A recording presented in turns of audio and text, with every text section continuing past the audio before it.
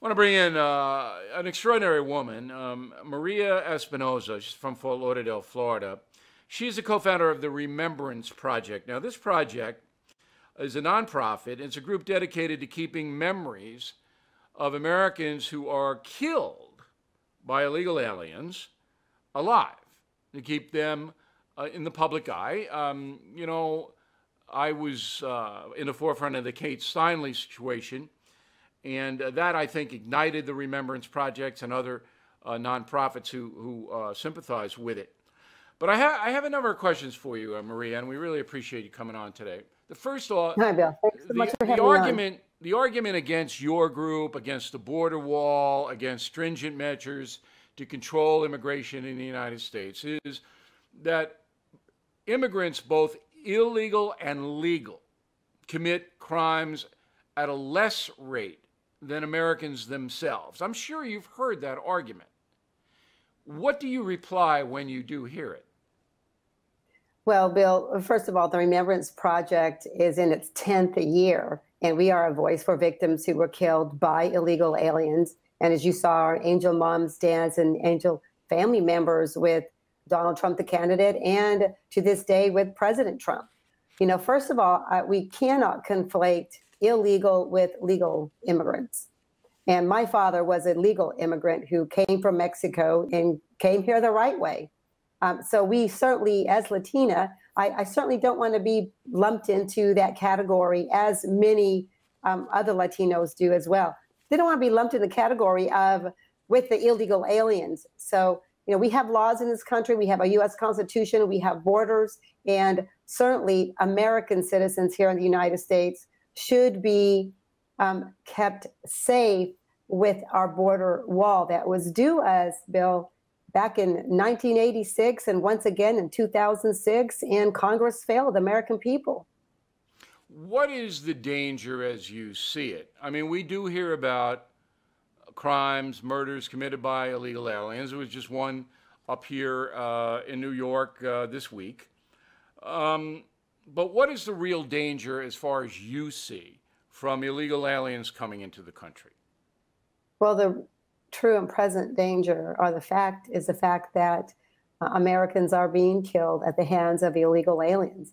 And every single atrocity, every single harm, maimed, killing, murder of an innocent American was done right here inside the United States.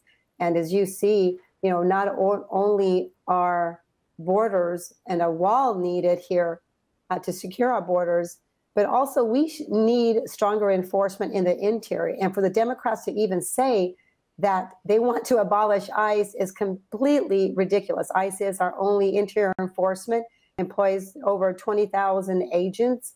And, you know, they are our protectors along with local law enforcement, but they're the ones who remove these criminal illegal aliens.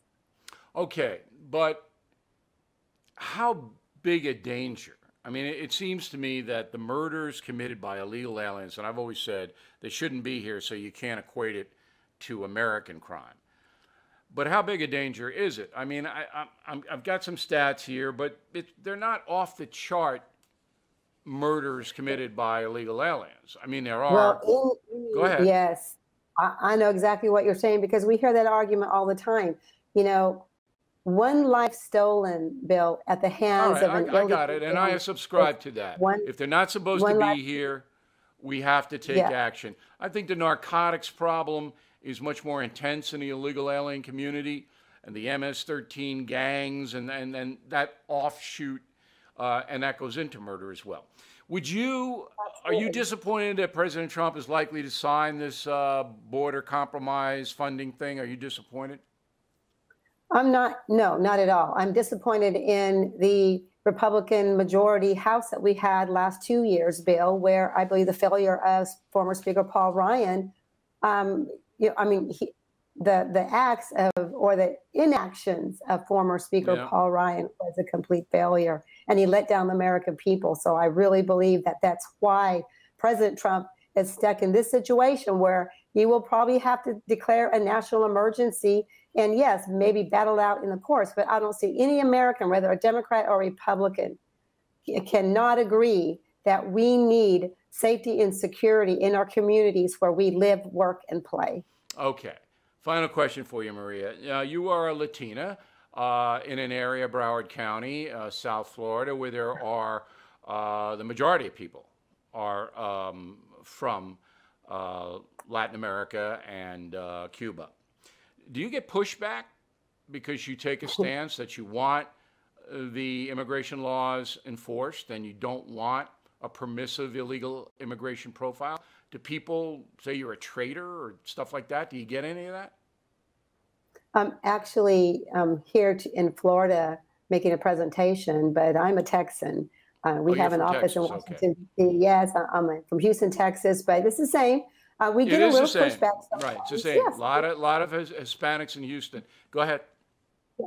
A little maybe on social media, Bill, but for the most part, I'm glad you said that too, because 4 years ago, we also created another initiative called America First Latinos.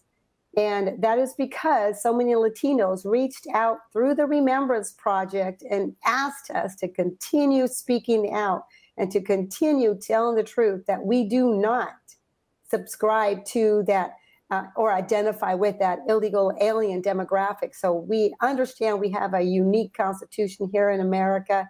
We understand there are laws and we follow them. You know, illegal aliens should not be untouchable in the United States. All right, Maria, thanks very much. We really appreciate you helping us out. Good luck and keep fighting a good fight.